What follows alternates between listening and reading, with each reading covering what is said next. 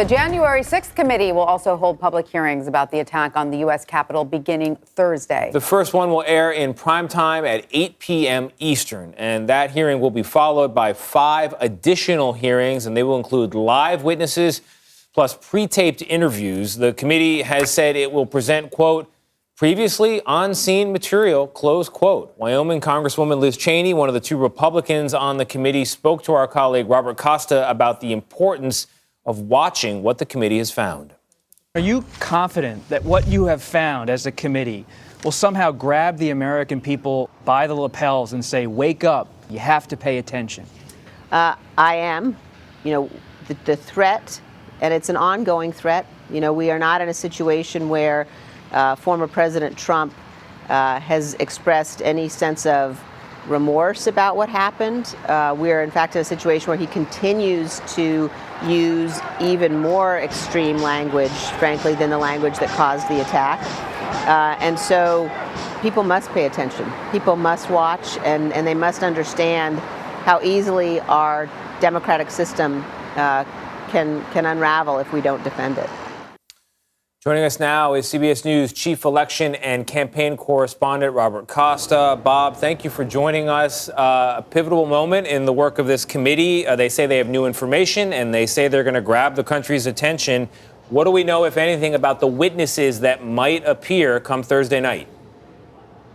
It's great to be with you here on Capitol Hill. There's an expectation that the committee will have a lot of video, but the witness list has yet to be announced. But based on our reporting at CBS News, there will be several figures from the Trump White House who might come forward, some aides to former Vice President Mike Pence, such as his former Chief of Staff Mark Short, his counsel Greg Jacob. They're in the mix as being considered right now to be witnesses, though that hasn't been fully confirmed or clarified by the committee. But there's an expectation some Pence associates will come forward, issued a subpoena to come testify, and also some aides to former Trump White House Chief of Staff Mark Meadows, whose text messages form the spine of a lot of this committee's investigation. One of Meadows' aides, Cassidy Hutchison, has been cooperating with the committee. She is expected to come forward at some point.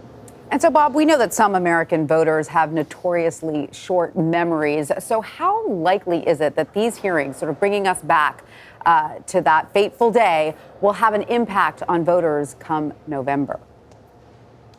It might take some time. This is so different than the Watergate hearings in 1973, nearly 50 years ago, when the country was riveted in a much different media environment, a cultural environment, where even Congress was so less far divided than it is today. So it's going to be a little bit harder for the committee to grab the nation's attention. That's why I asked Congresswoman Cheney about how exactly are you going to do it? And to answer that question and your question, it all comes down to the information and truth. Can they bring the truth out about what really happened, what we don't know about January 6, 2021, not just the events that day, but the legal and political pressure campaign that led to that event as well. Bob, really quickly, we know that the committee was stymied by a lot of witnesses they wanted to talk to. A lot of subpoenas went unanswered. Does the committee feel like it got enough information? Does it feel like its work is done?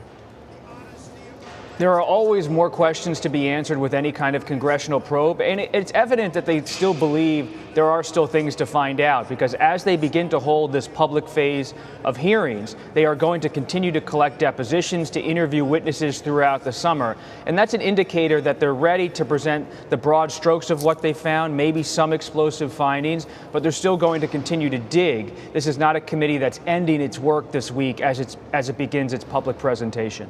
All right, Robert Costa on Capitol Hill. Thank you so much. We appreciate it.